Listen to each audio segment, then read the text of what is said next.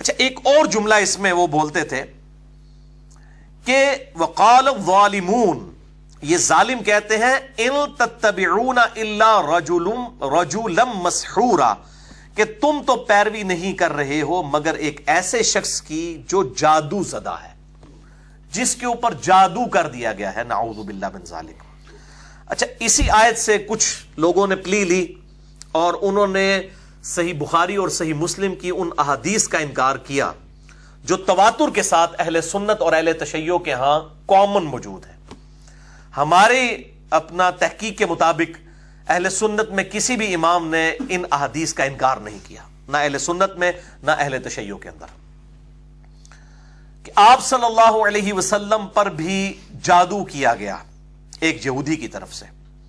تو وہ کہتے ہیں جی یہ تو کافر اعتراض کرتے تھے کہ یہ تو جادو زدہ شخص ہے جس کی تم پیروی کر رہے ہو، تو یہ کافروں کا اعتراض تھا، اور اللہ تعالیٰ نے اس پہ فرمایا انظر کیف ضربوا لک الامثال، اے محبوب صلی اللہ علیہ وسلم ذرا دیکھو تو یہ تمہارے لیے کیسی مثالیں بیان کرتے ہیں، فضلوا، پس گمراہ ہو گئے، فلا یستطیعون سبیلا، تو یہ اب ہدایت اور سیدھا راستہ نہیں پا سکتے۔ تو وہ یہ آیات پڑھ کر ہمیں اہل سنت کو سناتے ہیں اور کہتے ہیں کہ جی آپ گمراہ ہو گئے ہیں کیونکہ آپ صلی اللہ علیہ وآلہ وسلم کے لیے آپ ایسا عقیدہ رکھتے ہیں کہ آپ صلی اللہ علیہ وسلم پر جادو ہوا تھا، حالانکہ یہ کانٹیکسٹ ہی ڈیفرنٹ ہے۔ یہ کانٹیکسٹ بتا رہا ہے کہ وہ قرآن حکیم کو جادو کہتے تھے، تو مسلمانوں میں سنی ہو یا شیعہ ہو کس کا یہ عقیدہ ہے یہ قرآن پاک جادو کے ذریعے آپ صلی اللہ علیہ وسلم پر نازل ہوا ہے؟ یہ کہتے تھے کہ جو آپ صلی اللہ علیہ وسلم کلام بولتے ہیں یہ آپ پر کچھ جادو کا اثر ہے، کلام کو وہ جادو کا اثر کہتے تھے، نہ کہ یہ کہہ رہے تھے کہ اس کے اوپر یہ جادو ہوا ہے تو اب یہ جادو کا اگر ہم مان لیں گے تو ہم وہ کافروں والا کام شروع کر دیں گے۔ بالکل، اور پھر کہتے ہیں کہ جی جب آپ صلی اللہ علیہ وسلم پر جادو ہوا تھا اس دوران جو وحی نازل ہوئی اس کی کریڈیبلٹی کیا ہے؟ بھائی وحی نازل کرنے والا اللہ ہے، اس کو پتا ہے کہ اس نے اپنی وحی کی حفاظت کیسے کرنی ہے۔ اس طرح کی پک اینڈ چوز کر کے پھر تو قرآن حکیم میں اللہ تعالیٰ نے کئی جگہ پر یہ بھی بات ارشاد فرمائی سورۃ الحجر کے اندر، انا کفیناک من المستہزئین، اے نبی صلی اللہ علیہ وسلم ہم کفایت کریں گے آپ کی طرف سے مذاق اڑانے والوں کے خلاف۔ اس کا اگر کوئی شخص یہ رزلٹ نکال دے کہ جی آپ صلی اللہ علیہ وسلم کا کوئی کبھی مذاق نہیں اڑا سکے گا کیونکہ اللہ تعالیٰ فرمایا کہ ہم کافی ہیں کفایت کرنے کے لیے، تو کیا مذاق نہیں اڑایا جا رہا؟ پچھلے 100 سال کے اندر 60,000 کتابیں لکھی گئی ہیں آپ صلی اللہ علیہ وآلہ وسلم کے خلاف، روزانہ کی تقریباً 2.5 کتابیں بنتی ہیں یہ، تو جتنا مذاق اب اڑایا جا رہا ہے پہلے تو نہیں اڑایا جا رہا تھا۔ تو اس کا پھر ہم کہیں گے کہ مذاق تو اڑایا جا رہا ہے لیکن اسی تیزی سے اسلام بھی پھیل رہا ہے۔ آپ کوئی کہنے جی قرآن میں ہے کہ ہم استہزاء کرنے والوں کی طرف سے کافی ہو جائیں گے تو اب کسی کی جرت نہیں ہوگی۔ اسی طریقے سے اللہ تعالیٰ فرماتا ہے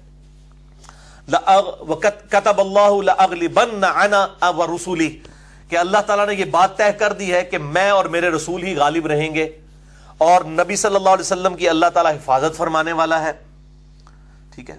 واللہ یعصمک من الناس، یہ بھی قرآن حکیم میں آتا ہے، اے نبی اللہ تعالیٰ آپ کو لوگوں کے شر سے بچائے گا۔ اچھا اگر یہی مطلب ہے تو پھر غزوہ احد میں آپ صلی اللہ علیہ وسلم کے دانت کیوں شہید ہوئے؟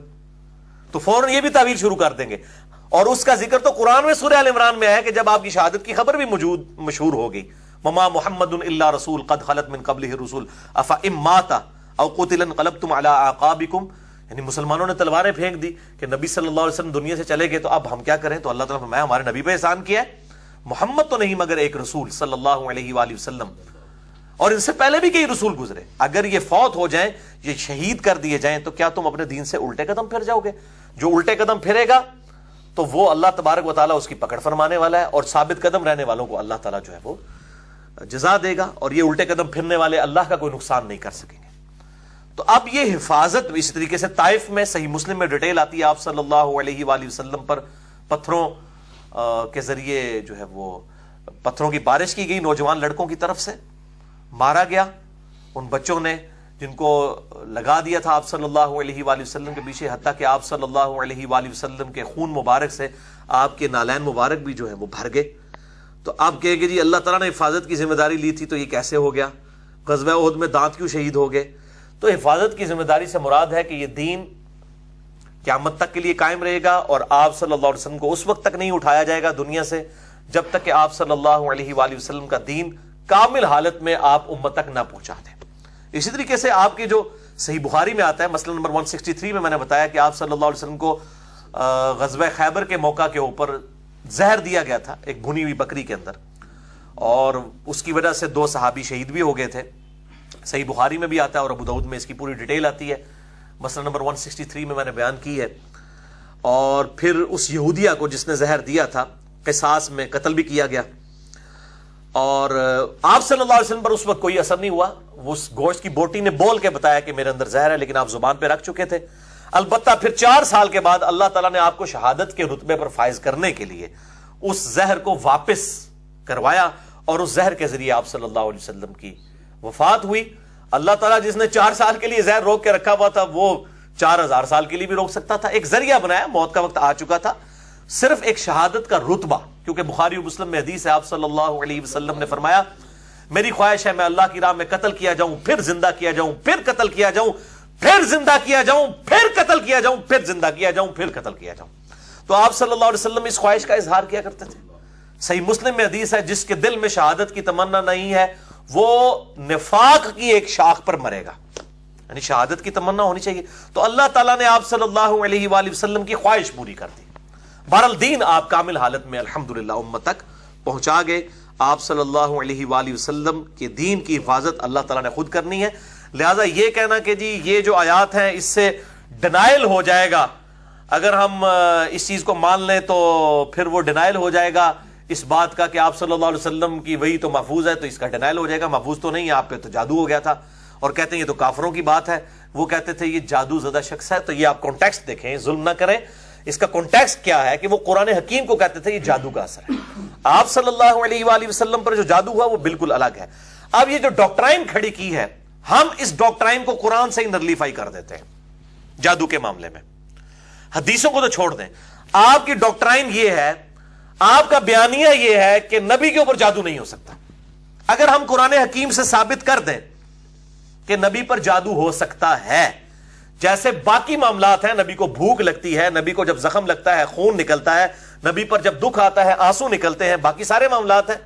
نبی کی بیویاں بھی ہیں، کھانے پینے کا محتاج بھی ہے، سارے معاملات. تو اس طریقے سے نبی کے اوپر جادو بھی ہو سکتا ہے. یہ ڈاکٹرائن جو ہے کہ نہیں ہو سکتا، اس کو ہم توڑتے ہیں سورہ طٰہٰ کی آیت نمبر 65 سے لے کر 70 تک. اس کے اندر ڈیٹیل کے ساتھ اللہ تعالیٰ نے موسیٰ علیہ السلام اور جادوگروں کا ذکر کیا ہے. سورہ طٰہٰ آیت نمبر 65 سے لے کر 70 تک. قالوا یا موسیٰ، وہ کافر کہنے لگے جو جادوگر آئے تھے، اے موسیٰ، اما ان تلقی و اما ان نکون اول من القا، کیا تم ڈالو گے اپنا، وہ تو یہ سمجھتے تھے کہ یہ بھی جادوگر ہے، تم اپنا شوبتا پہلے دکھاؤ گے نعوذ باللہ یا ہم دکھائیں. قال بل القوا، موسیٰ علیہ السلام نے کہا بلکہ تم ہی کرو. فاذا حبالهم وعصیهم یخیل الیہ من سحرهم انہا تسعی، تو جب انہوں نے وہ اپنا جادو ڈالا تو ان جادوگروں کی رسیاں اور لاٹھیاں، یخیل الیہ، یہ واحد کا صیغہ ہے، الیہم نہیں ہے. یعنی موسیٰ علیہ السلام کو خیال گزرا، موسیٰ علیہ السلام کے اوپر یوں اثر ہوا، من سحرہم، ان کے جادو کا. شکر ہے یہ سنگولر کا صیغہ آیا. الیہم ہوتا تو انہوں نے کہا نا موسیٰ مراد نہیں ہے، باقی لوگ مراد نے. یہ اللہ تعالیٰ نے اس طرح حفاظت کی ہے قرآن حکیم کی. یخیل الیہ، وہ موسیٰ کو یوں نظر آئیں، من سحرہم، ان کے سحر کے سبب، انہا تسعی، کہ وہ دوڑ رہی ہیں. وہ رسیاں بھی سانپ کی مانند دوڑتی ہوئی نظر آئیں، حالانکہ نہیں تھی. وہ سورہ الحج کی آخری آیات میں آتا ہے، اللہ تعالیٰ فرماتا ہے کہ کوئی شخص ایک مکھی پیدا نہیں کر سکتا، تو یہ سانپ کون بنا سکتا تھا؟ وہ ایک جادو کا اثر تھا، ہے رسیاں تھی. لیکن موسیٰ علیہ السلام کو وہ نظر آئی کہ یہ تو ہل رہی ہیں اور یہ بھی سانپ ہے. اس کے بعد مزید وہم آپ کا نکالا ہے اللہ تعالیٰ نے. فَأَوْجَسَ فِي نَفْسِهِ خِيفَةً مُوسَىٰ، موسیٰ علیہ السلام اپنے جی ہی جی میں خوف کھا گئے. اگر وہ رسیاں اور سانپ ہی تھی تو ان کو خوف ہی نہیں کھانا چاہیے تھا. اگر نہیں تھی رسیاں، سانپ نہیں بنی ہوئی تھی، صرف رسیاں اور لاٹھیاں ہی تھی، تو پھر ڈرنے کی کیا ضرورت تھی؟ ان کو نظر آئی تو انہوں نے خوف کھایا. تو پھر کیا ہوا؟ قُلْنَا لَا تَخَفْ، اللہ تعالیٰ فرماتے ہیں ہم نے کہا اے موسیٰ مت ڈریے، اِنَّكَ أَنْتَ الْأَعْلَىٰ، بے شک آپ ہی ان پر غالب آئیں گے. وَأَلْقِ مَا فِي يَمِينِكَ، آپ ڈال دیجئے آپ کے ہاتھ میں جو آپ کا عصا ہے، اس کو زمین کے اوپر ذرا ڈالیے تو صحیح. تلقف ما صنعوا، یہ نگل لے گا جو کچھ انہوں نے شعبدہ بازی کی ہے. ما صنعوا، جو کچھ انہوں نے بنایا ہے. انما صنعوا کید الساحر، یہ تو صرف جادو کا کرشمہ ہے جو دکھایا جا رہا ہے. ولا یفلح الساحر حیث اتا، اور ساحر کبھی کامیاب نہیں ہو سکتا جہاں سے مرضی وہ آ جائے. پیغمبر کے مقابلے پہ اسے کامیابی نہیں ہو سکتی. پیغمبر کے پیچھے تو اللہ ہے اس کی حفاظت کرنے والا. وہی ہوا کہ وہ سب کو نگل گیا. اب اس کا اثر کیا ہوا؟ سب سے پہلے اثر قبول کیا جادوگروں نے. فَأُلْقِيَ السَّحَرَةُ سُجَّدًا، سب کے سب جادوگر گر پڑے سجدے میں. قَالُوا آمَنَّا بِرَبِّ ہارون وموسیٰ، اور انہوں نے کہا کہ ہم ایمان لائے اپنے رب پر جو موسیٰ علیہ السلام کا بھی رب ہے اور ہارون علیہ السلام کا بھی رب ہے. اچھا آپ دیکھیں، فرعون نہیں ایمان لے کر آیا اور وہ جادوگر ایمان لے کر آئے. ٹیکنیکل ریزن اس کے پیچھے کیا ہے؟ کیونکہ جادوگر جادو کے فن کو سمجھتے تھے. ان کو پتا تھا کہ جادو اپنے ایپیکس میں کہاں تک جا سکتا ہے. ہر شخص اپنے شعبے کی ایپیکس اور چوٹی کو جانتا ہے. جادوگر بھی جانتے تھے کہ یہ جادو نہیں ہے، جادو سے صرف یہ ہلتی بھی دکھائی جا سکتی ہے، یہ جو سب کچھ کھا پی گیا یہ نہیں کہا کوئی. ورنہ تو کہتے ٹھیک ہے جی تسی بھی نکی جی سٹو، اسی بھی کھوا کے دسنے. ان کو پتا چل گیا یہ جادو نہیں ہے. جس طرح ایک میڈیکل فیلڈ کا جو ڈاکٹر ہے وہ چیز جانتا ہے کہ میڈیکل فیلڈ میں کہاں سے آپ زیادہ سے زیادہ کہاں تک پہنچ سکتے ہیں. یعنی اگر کسی کی ہڈی ٹوٹ گئی ہے تو ظاہر ہے کہ ہڈی کو جوڑنے کے لیے، بانڈ بنانے کے لیے 6 سے 8 ہفتے چاہیے. تو وہ پلسٹر کر کے وہ ہڈی کو سامنے کر کے اور اس کے اوپر پلسٹر کر دیتے ہیں اور کہتے ہیں کہ جس کو بالکل سیدھا رکھنا ہے خود بخود وہ ہڈی بانڈ بنائے گی. ڈاکٹر نہیں بانڈ بناتا، نہ دوائی سے بانڈ بن سکتا ہے. وہ بانڈ جو بننا ہے وہ نیچرلی وہ دونوں طرف سے ہڈی میں سے مواد نکلے گا جو اللہ تعالیٰ نے ایک فزیکل فینومینا آف نیچر رکھا ہے. لیکن اگر کسی ڈاکٹر کو یہ بتایا جائے کہ آپ کی ٹانگ توڑیں گے اور ایک بندہ یوں کر کے ہاتھ پھیرے گا اور بالکل سیدھا کر دے گا، وہ کہے گا یہ امپاسبل ہے. یہ فزیکل فینومینا آف نیچر کو توڑنا ہے، اس کا ایک ٹائم ہے، اس ٹائم سے پہلے تو یہ ہو ہی نہیں سکتا. اور یہی ہمارے محبوب صلی اللہ علیہ وآلہ وسلم نے کیا. صحیح بخاری میں حدیث موجود ہے، ایک صحابی کی ٹانگ ٹوٹ گئی، بڑی ڈیٹیل حدیث ہے، مسئلہ نمبر 131 سی کے اندر میں نے آپ صلی اللہ علیہ وآلہ وسلم کے 131 سی میں 17 معجزات بخاری اور مسلم سے بتائے ہیں. اس میں سے ایک معجزہ یہ بھی تھا، آپ صلی اللہ علیہ وآلہ وسلم نے پنڈلی کی ہڈی ٹوٹی ہوئی تھی، اس پہ ہاتھ پھیرا تو وہ کہتے ہیں اللہ کی قسم اس طرح ہوگی کہ کبھی ٹوٹی نہیں تھی اسی وقت. اب یہ فوراً بانڈ بن کے اس کا ٹھیک ہو جانا یہ معجزہ ہے. فزیکل فینومینا آف نیچر کو توڑنا ہی تو معجزہ ہے، عقل کو عاجز کر دینے والی چیز. یہ علم الکلام کا لفظ ہے معجزہ. عربی میں قرآن حکیم میں حدیث میں معجزے کا لفظ نہیں آیا، اس میں آیتن کا لفظ آیا، نشانی، میریکل.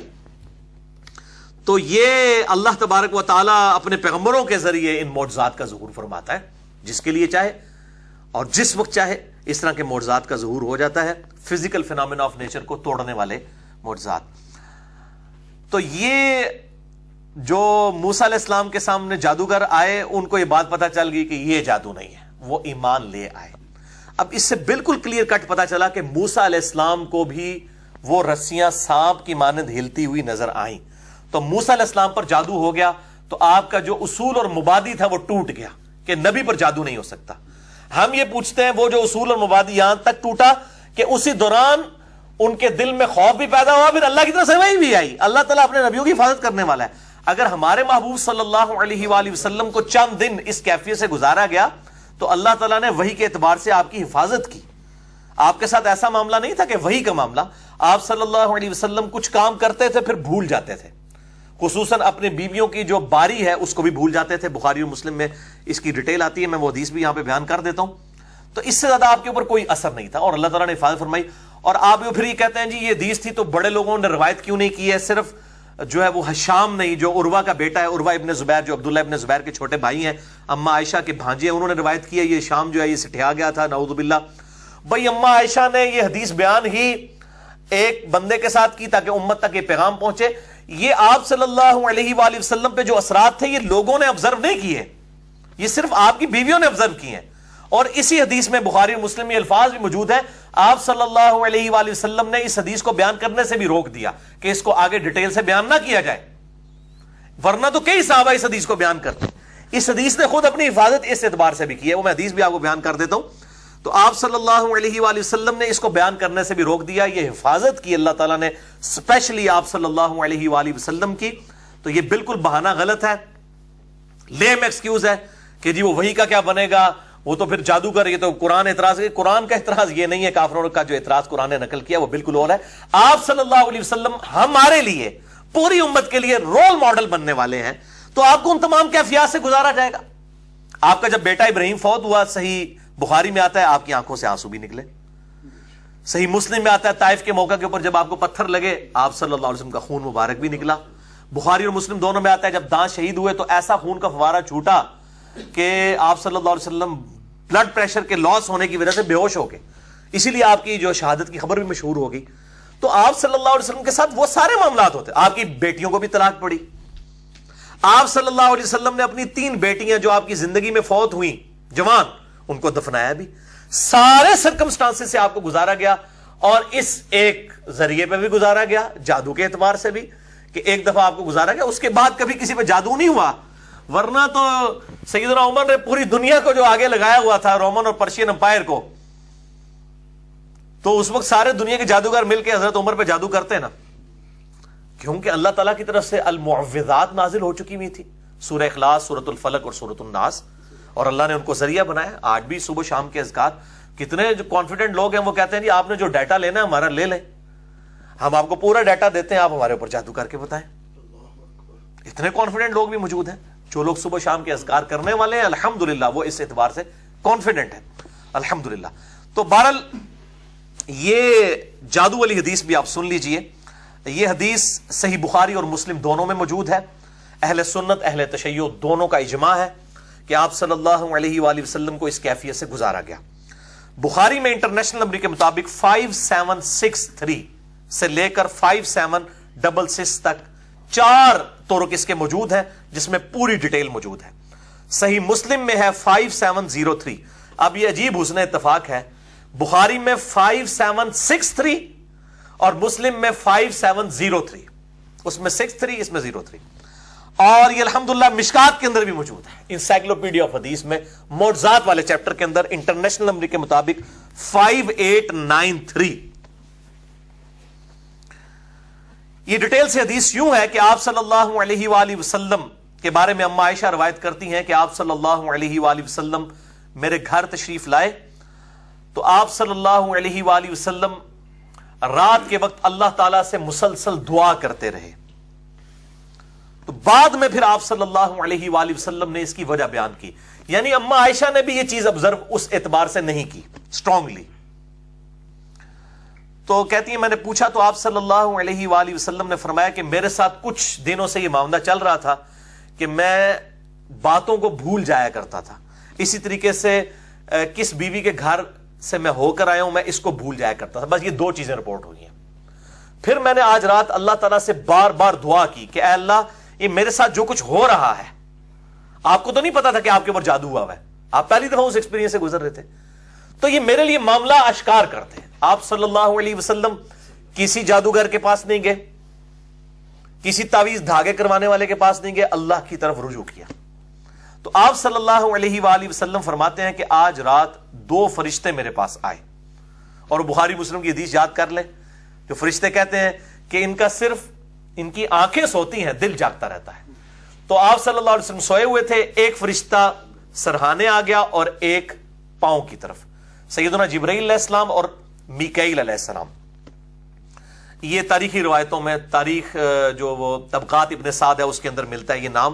بخاری مسلم میں نام موجود نہیں ہے. 2 فرشتوں کا ذکر ہے, ایک سرہانے کھڑا ہو گیا ایک پاؤں کی طرف, اور وہ آپس میں گفتگو کرنے لگ پڑے. اور آپ صلی اللہ علیہ وسلم نیند کی حالت میں بھی سن رہے ہیں چونکہ آپ کا دل جاگ رہا ہے, اور کہتے ہیں کہ بھلا جانتے ہو اس شخص کے ساتھ کیا ہوا ہے؟ دوسرا کہتا ہے نہیں. تو فرشتہ کہتا ہے, دوسرا پہلے والا فرشتہ کہتا ہے کہ اس شخص کے اوپر جادو ہو گیا. وہ شخص پوچھتا ہے کہ پھر کس نے جادو کروایا؟ یہ اصل میں وہ ایجوکیشن کے لیے آپ صلی اللہ علیہ وسلم کو گائیڈ کیا جا رہا ہے. تو وہ کہتے ہیں کہ بنو زریق یہودی ایک قبیلہ ہے, اس میں ایک شخص ہے لبید بن اعصم, یہ ایک شخص ہے, اس نے جادو کروایا ہے آپ صلی اللہ علیہ وآلہ وسلم پر, اور آپ صلی اللہ علیہ وسلم کی کنگھی مبارک کے کچھ دندانے آپ صلی اللہ علیہ وآلہ وسلم کے کچھ بال مبارک لے کر ان چیزوں کے ذریعے جادو کیا گیا ہے اور اس کو ایک بھاری پتھر کے نیچے رکھ دیا گیا ہے. ذروان نامی ایک کنواں ہے اس کے اندر، یعنی اس کنویں کے اندر ایک پتھر کے نیچے. اب یہاں تو کوئی نہیں پہنچ سکتا نا جناب، اللہ تعالیٰ اپنے نبی کو وحی کے ذریعے وہاں تک پہنچا رہا ہے نا. تو آپ صلی اللہ علیہ وسلم اپنے صحابہ کرام کو لے کر وہاں پر پہنچے اس کنویں پہ. اور طبقات ابن سعد میں آتا ہے کہ وہ صحابی تھے سیدنا علی ابن ابی طالب اور سیدنا عمار ابن یاسر. وہی دو لاڈلے، علی ابن ابی طالب اور عمار ابن یاسر. ہر موقع پہ ظاہر ہے کہ یہ خاص لوگ تھے آپ صلی اللہ علیہ وآلہ وسلم کے.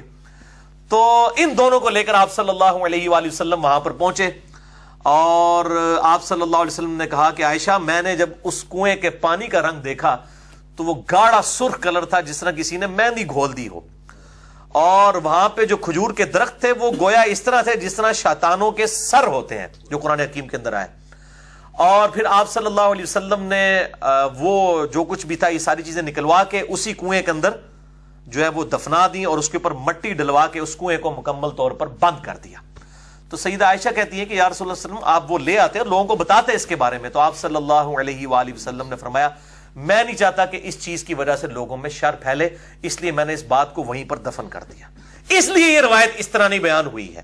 یہ علم کے طور پر ضرور ٹرانسفر ہوئی ہے لیکن تواتر کے ساتھ کئی صحابہ سے اس لیے بیان نہیں ہوئی ہے کہ آپ صلی اللہ علیہ وآلہ وسلم نے خود اس معاملے کو وہیں پر دفن کر دیا. تو یہ وہ حدیث ہے جس کے اوپر اعتراض کیا جاتا ہے اور کہتے ہیں کہ جی یہ آپ صلی اللہ علیہ وآلہ وسلم پر جادو کیسے ہو سکتا ہے. ان کی ڈاکٹرائن میں نے توڑ دی ہے سورہ طٰہٰ آیت نمبر 65 سے لے کے 70 تک. لہٰذا یہ بالکل جو اعتراضات کیے جا رہے ہیں خصوصاً وہ لوگ جو منکرین احادیث سے متاثر ہیں اور احادیث کو وہ عقل کے پیرائے پہ تولنے کی کوشش کر رہے ہیں، پھر ہم ان کو کہتے ہیں کہ پھر اگر آپ اس طرح کے عقل کے پیرائے استعمال کریں گے تو پھر قرآن پاک کے اندر بھی ایسی باتیں موجود ہیں ان کی آپ تعویل کرتے ہیں. احادیث بھی جو صحیح سند کے ساتھ آئے ان کی تعویل کریں، ورنہ آپ علمی پھکی لے لیں. آپ مجھے بتائیں، یہ علمی پھکی ہے.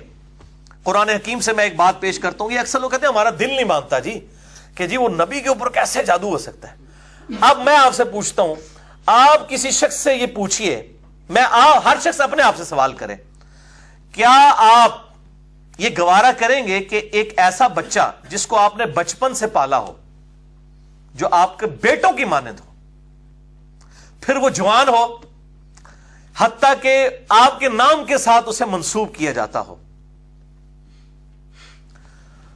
اس کی شادی آپ اپنی مرضی سے کسی عورت کے ساتھ کروائیں، پھر ان کی آپس میں نبھنا، اور آپ کا وہ بیٹا آپ کی اس بہو کو جو منہ بولی ہے، لیکن اگر آپ اس حقیقت سے دیکھیں کہ بچپن سے آپ نے اس بچے کو لے کے پالا ہے تو جسٹ لائک وہ ریئل بیٹا ہے، ٹھیک ہے، اور وہ آپ کی بیوی کے پاس بھی اسی طریقے سے پلا بڑا ہے، وہ اس کی تقریباً ریئل ماں ہی ہے، اس نے کبھی بھی نیگیٹو نظروں سے آپ کی بیوی کو نہیں دیکھا، نہ آپ کو اس نے باپ کے علاوہ کسی اور درجے میں دیکھا ہے، حتیٰ کہ لوگ اسے آپ کا بیٹا کہتے ہیں.